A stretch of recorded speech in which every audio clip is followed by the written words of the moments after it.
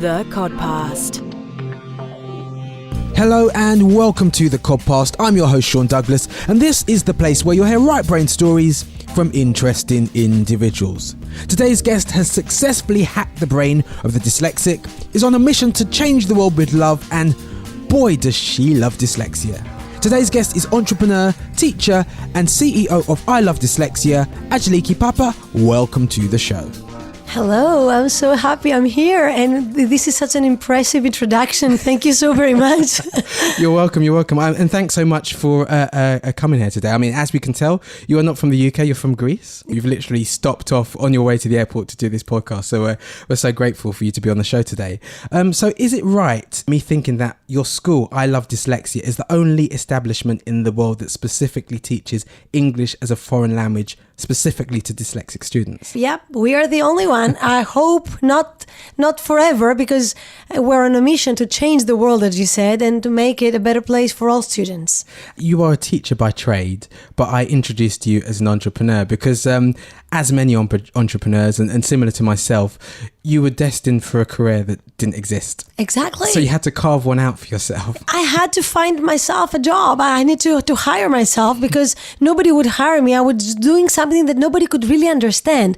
I mean, in the first years, I was explaining to them, no, I don't teach Greek to these students. I teach English, but only to students with dyslexia.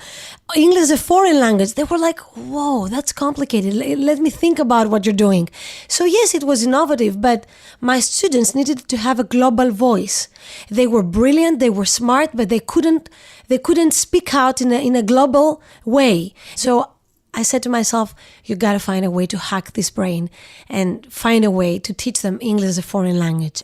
And when you say they needed to speak as global citizens, do you mean just learning a language, or just because English is such a prominent language, if you don't know it, you're at a disadvantage? Exactly. English is the language that everybody speaks. Everybody needs to know English in order to be able to work, in order to be able to travel, in order to be able to, search whatever he or she wants in the internet. 80% of everything in the internet is in English language. So you're feeling very unprivileged if you're not able to speak a foreign language. And in I Love Dyslexia, we have a lot of adults that they are doctors, they're smart, brilliant lawyers, they are architects, and just because they haven't learned English, they feel like, I have a secret.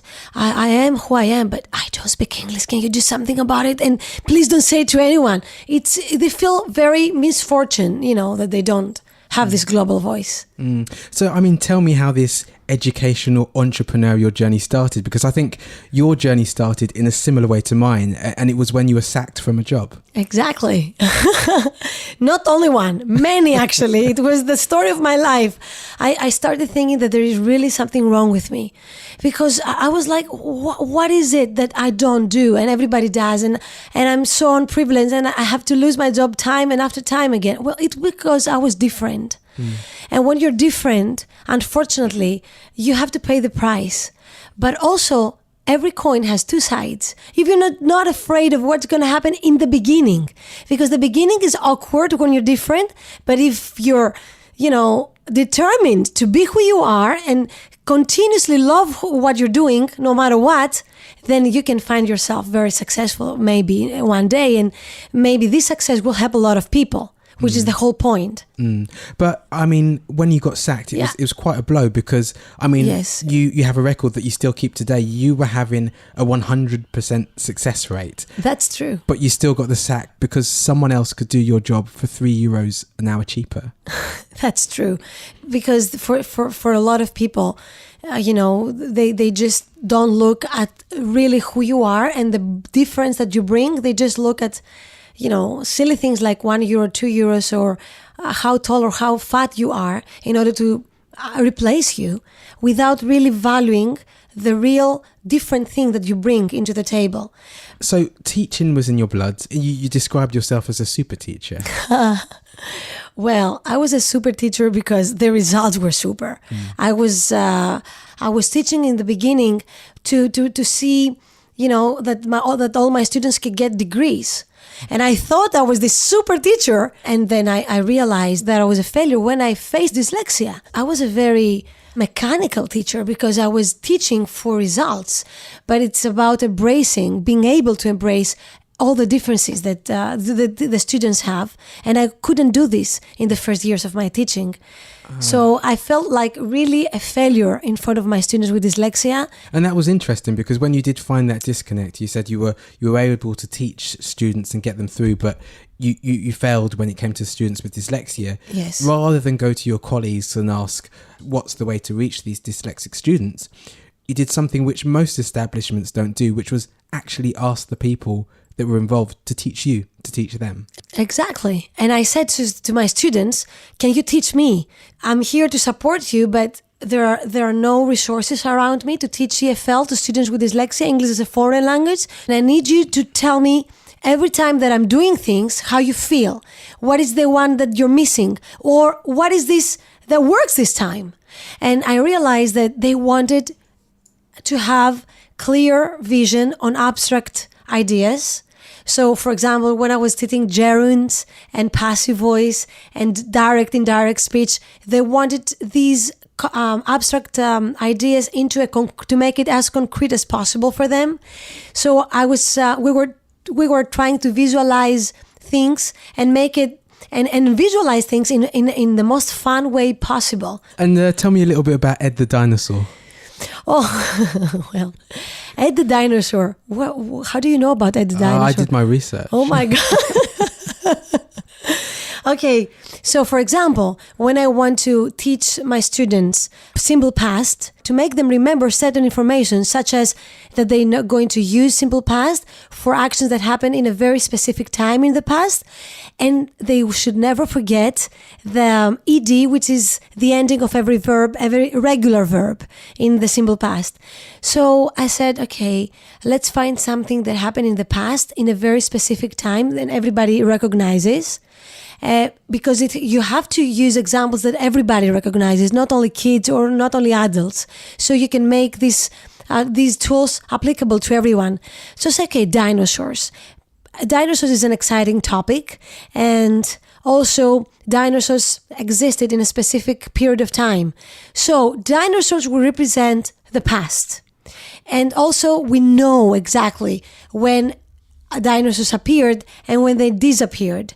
So also let's combine dinosaurs with the other next important information that I want my students to remember: how to write a verb in simple past. And I said, okay, let's think about it.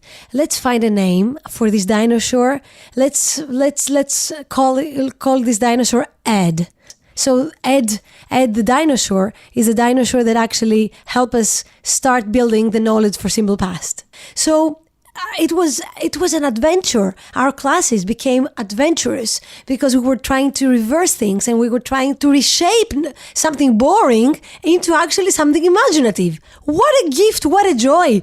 I mean, all the other teachers on the other rooms, they were teaching passive voice, and I was using the most active ways to teach passive voice. You know what I mean?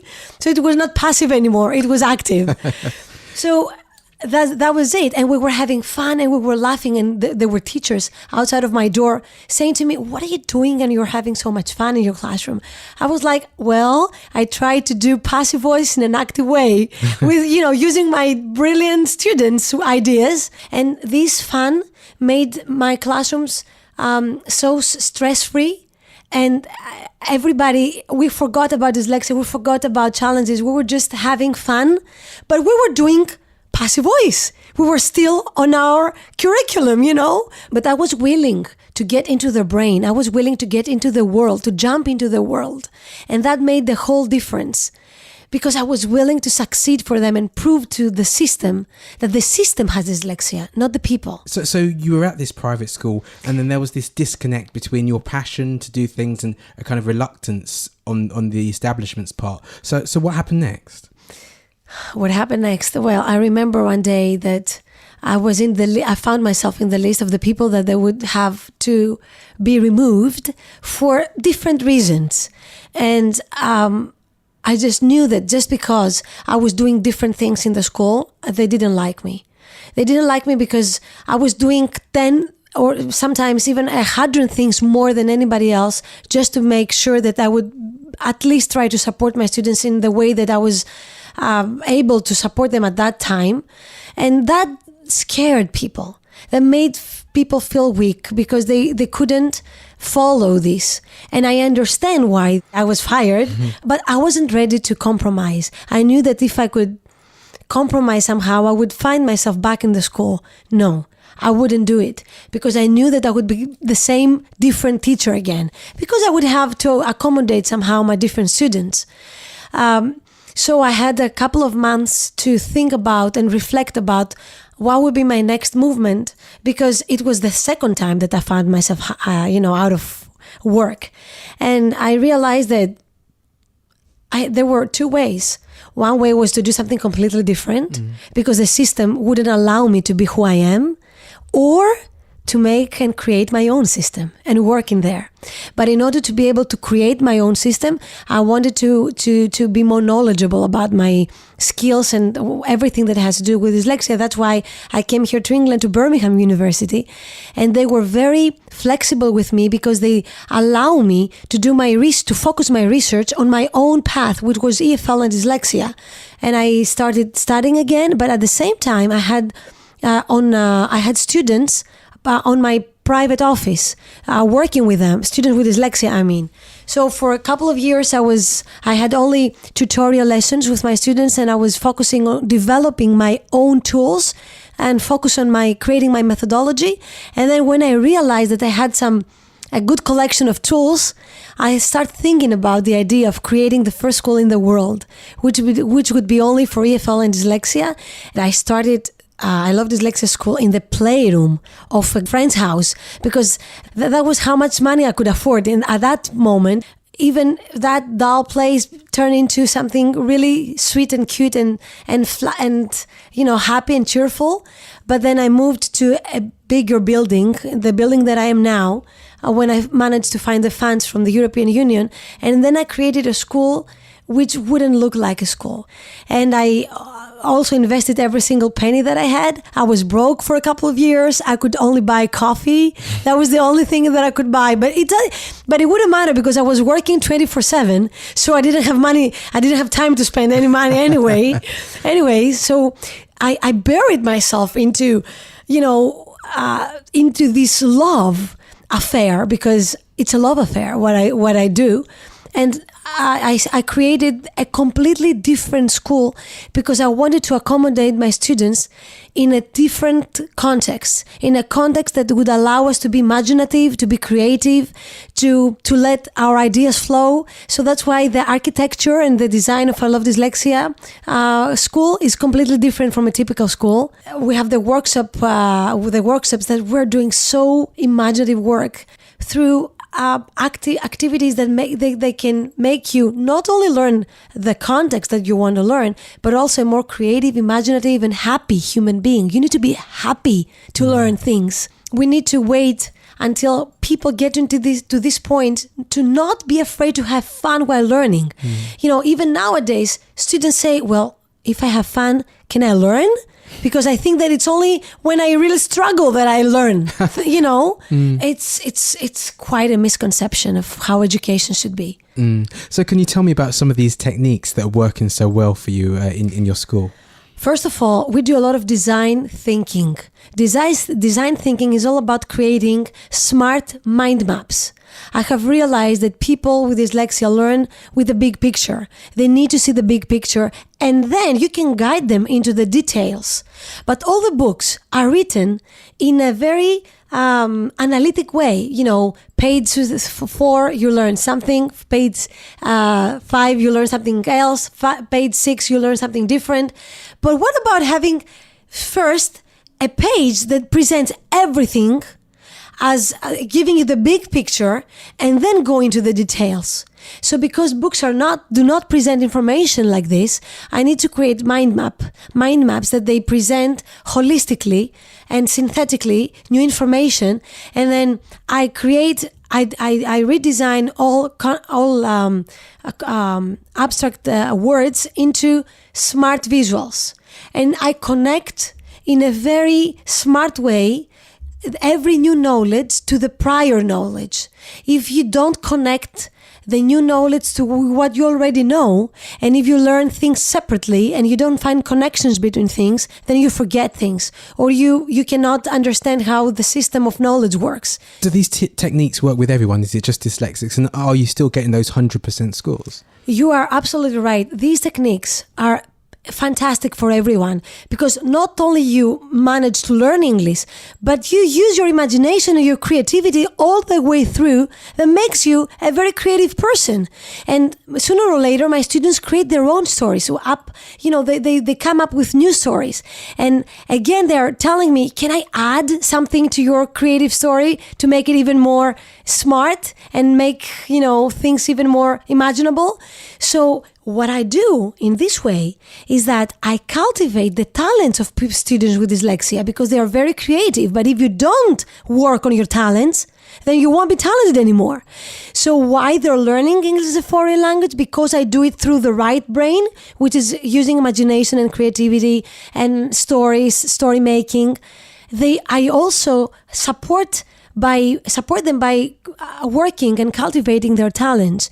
And people that they don't have dyslexia, unfortunately, sometimes they're not so imaginative. They don't use their imagination because they're left brain people, that they're better in catching up with reading and writing, but they need to work more on their imagination. So if I was working with these tools to the people that they don't have dyslexia, imagine the gift that I would give them. I would support them being imaginative, and this is what they need.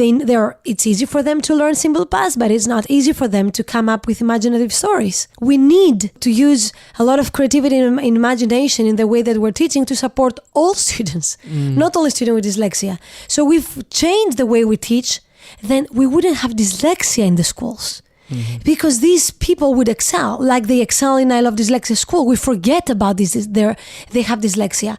So it is this point that they have realized that the system has dyslexia and not the people. There is nothing wrong with their brain. They're just different. And it seems like your way of teaching is actually the lowest common denominator. It works for people with dyslexia and it works for people that aren't dyslexic. So you've got a way of teaching that helps everyone. Exactly. But the way that's been established and embraced is the one that only favours a certain part of the system. So, I mean, why do you think that is? Why do you think there's a reluctance and people can see what you're doing and how successful it is? Why do you think it's not being replicated elsewhere? Yeah, well, there are many reasons why. First of all, I have to admit that what I do requires more energy. Okay, so yes, because I have stayed sleepless at nights trying to find smart stories and trying to, create different things. But at the end of the day, that helped my brain become smarter. I wasn't just helping my students, I was helping myself to come up with new ideas. And by doing this to my brain, I managed to become a different person. I have changed my perspective on life. I can problem solve a lot of things. And I can now create so much faster and easier. I can come up with projects just like this because I have trained myself now to do this. So I gave myself a gift. So yes, it requires a lot of energy in the beginning, but then after a while, when you train your brain, it's not that hard anymore. But I think that there are a lot of political and economical reasons why people are really stuck into this traditional way of teaching. And we've been talking about spreading the way that you teach people and how it could help everybody, and it could be the default way that people are taught, and maybe you will get a chance to do that. I mean, you were here in London you were doing a talk, but you're also back next week and you're going to Birmingham University. It's true, and I always wanted to go back to Birmingham University because they gave me initially the chance to adjust my master's degrees into my passion. So I would like to go back and discuss how we can contribute into the field of EFL and dyslexia and support all students' right to learn foreign languages, although they learn differently. And I just hope that it will work. Let's see. And what's the plan? What you're going to discuss with them? Well, to tell you the truth, I'm going to have a meeting with the dean of the Graduate School of Education, and they are on their way to reconstruct a master's degree that they have already there, and to make it more friendly into teaching foreign languages to students with dyslexia. So I'm going to propose to them some modules that we could incorporate into this master degree, so to support future teachers in the field of EFL and dyslexia. But let's see if they agree. Let's see. Let's find out together. I cross my fingers. And, I think you've done what pretty much every dyslexic wants to do successfully, to find a job or a role in life which fully allows them to exercise all of their talents and to have the respect to do it in your own way, and for people to trust that you can get those results. I mean, what would you say to people that are still struggling to find themselves in that position, or on the journey to trying to find themselves in that position? Well, I would say to them that they should try to look at themselves in the mirror and look at the beauty in them. Never try to become anybody else. Never try to adjust themselves to the standards of other people, how other people act or behave or work. But also smart enough to be diplomatic and promote yourself in a diplomatic way to the different people. Then they can succeed. You just need to make them see things differently by just embracing their differences too, Yeah. And, I think, like I said, we're all on the journey with our dyslexia. And I always like to say you need to have a relationship with your dyslexia and work with it on that journey to get into a point, where you are. But there's still no denying that people will make it difficult, and you will be in situations which are negative. And one thing that I loved was when you did your TED talk at the end, rather than thanking your mum and the people that helped you there, you decided to thank all the people that had made life difficult for you. That's true. And if people with dyslexia can understand that maybe they have a harsh beginning because in the school they're not treated equally, but maybe this harsh beginning can make them so strong and so determined into proving the world their own unique talent and proving themselves that they are brilliant, that they can actually succeed and they can actually fulfill any dream if they're able to embrace challenges and difficulties as a gift. The only way to see the stars is when the sky is dark. So if you focus on the stars, every time, in every situation you are, try to turn it in favor of you. And if it's dark, look at the stars. And if it's bright, look at the sun. There is always there something to a positive thing, to flip the whole situation around you, backwards, so you can make it something positive for you. I know it's more difficult when you're experiencing it, and I think it's important to experience the loss in the beginning, and it's important to allow yourself to experience, negative feelings, but don't get stuck on these feelings. Get over them and make them the power, the force that you need, the fuel, the spark, the fire that you need to make something incredible in the world. And when I saw dyslexia, instead of being, I have to admit that in the beginning I was afraid of dyslexia, because I knew that I was not able in the beginning to deal with such an incredible different brain, because my brain was different and because I didn't have any tools. Oh my God, my life is a miracle because I have turned my fears for dyslexia into a love affair. And if I have something to say to the people that they're listening and they have dyslexia, is to fall in love with who they are. Just for a minute, see themselves as complete, beautiful, colorful human beings. Forget about everything that they have heard outside of their brain about who they are. And just for a moment, embrace the possibility that they are a miracle. But it's only when you're ready to embrace your fear and make it a love affair. And this is how that was my recipe to and every kind of success that I have developed, that I have experienced in myself, when I turn fears into love. And so if people want to kind of hear more about or even witness this love affair that you're having with dyslexia, where can they do that? Can they follow you on Twitter, or you on Facebook, or there's their YouTube channel or something? Yes, they can follow I Love Dyslexia page in Facebook. They can follow my personal profile and my page in Facebook, and also my Twitter. But I have to admit that I am working passionately right now on a blog. But I wanted to be a very fresh blog and a very different blog. And they can follow me on my blogs very soon, and we can share our passion for dyslexia, and we can make people understand that we need to embrace these people, because it's true that they're very charismatic people. It's not an accident, and it's not something accidental. There's so many incredible creatures like Pablo Picasso and Dali and even Kennedy. Great stuff.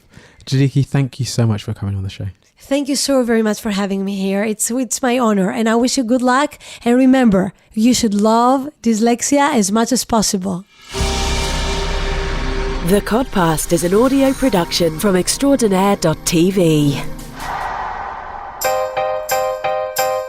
And that was this month's episode of the Codpast. If you like what you heard and want to make sure you never miss another instalment, you can subscribe to us on iTunes, Stitcher or SoundCloud to make sure new episodes are beamed directly to your listening device.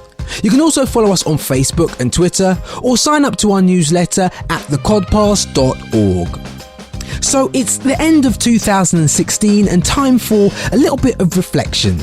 So it's hard to believe that the Codpast has now been bringing you right brain stories from interesting individuals for over 2 years now, which is pretty amazing, as I initially started this podcast as just a way to spread a little bit of dyslexic positivity.